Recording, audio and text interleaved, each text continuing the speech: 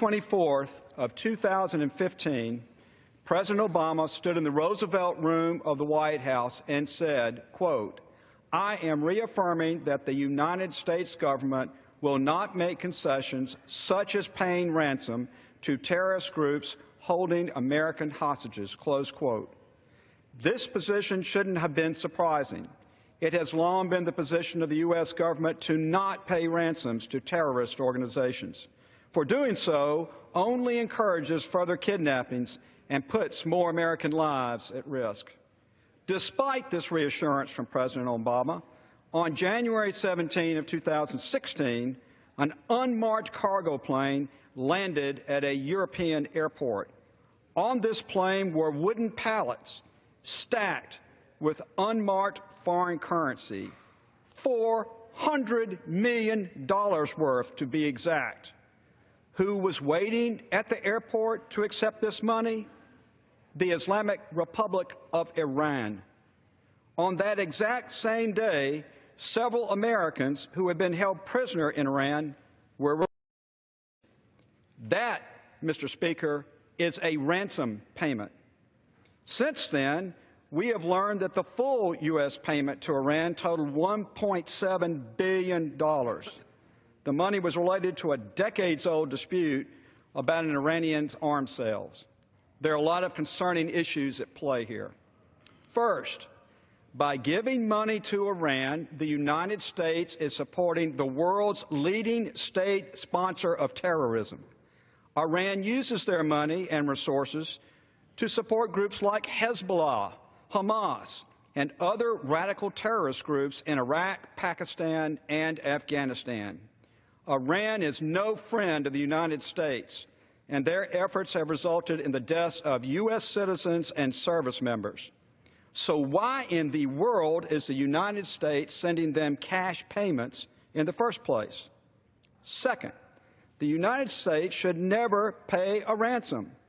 I know they claim that the $1.7 billion payment was a, quote, settlement, close quote, but let's get real here for a minute.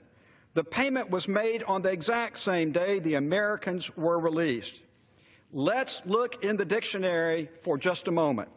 Ransom is defined as, quote, a sum of money or other payment demanded or paid for the release of a prisoner, close quote. That is exactly what happened here. Iran knows it was a ransom payment. An Iranian general is quoted as saying that, quote, the money was returned for the freedom of the U.S. spy and it was not related to the nuclear negotiations, close quote. So Iran knows it was a ransom. The American people know it was a ransom. Well, how about the State Department?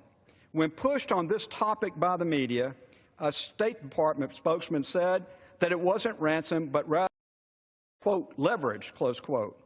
What is the difference?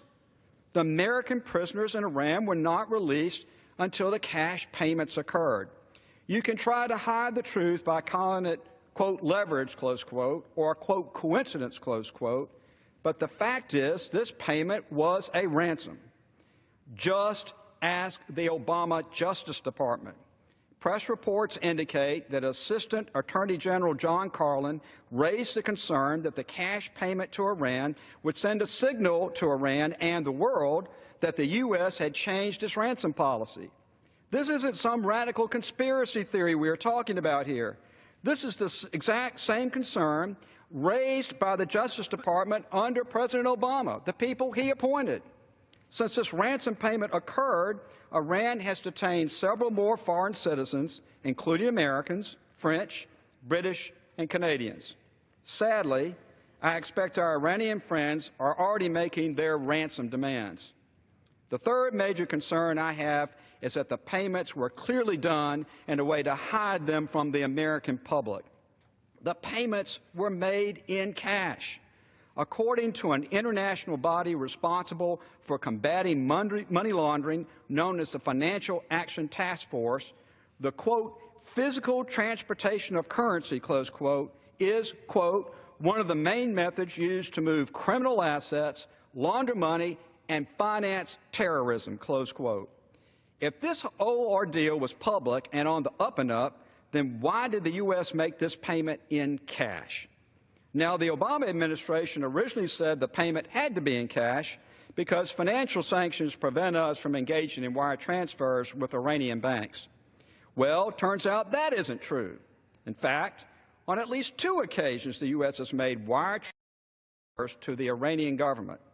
According to Politico, in July 2015, the U.S. sent Iran approximately $848,000 to settle a claim over architectural drawings. The wire transfers didn't stop there, though. The U.S. wired Iran almost $10 million in April of this year to pay for 32 metric tons of heavy water. Here's another issue with the cash payments.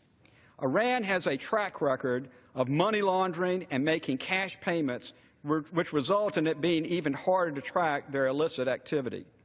Cash does not have an electronic signature, so the money could eventually become untraceable. This will make it almost impossible for law enforcement and intelligence agencies to track where the money is going. In other words, the cash could be transferred to a group like Hamas or Hezbollah, and the United States may never know. This is deeply troubling. So, Mr. Speaker, this legislation makes one thing crystal clear. The United States government is not in the business of paying ransom.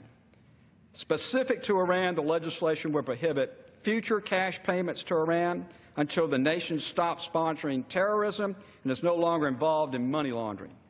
To boost transparency and accountability, the legislation also requires 30-day congressional notification and review of any future settlements related to the U.S.-Iran Claims Tribunal. This way, Congress will have an opportunity to review any future payments instead of them being secretly executed in the dark of night. Ultimately, the United States cannot continue to give in to Iran. Whether it is their nuclear program or their kidnapping of U.S. citizens, we simply cannot keep making deals with Iran in which the Ayatollah benefits and the American people suffer. We need to stop empowering Iran and instead start weakening them. We must stop giving in to Iran and start standing up to Iran. By putting our foot down, the American people and our allies in the Middle East will be safer and stronger. Mr. Speaker, I urge my colleagues to support House Resolution 879 so we can move forward with consideration of this important bill. And I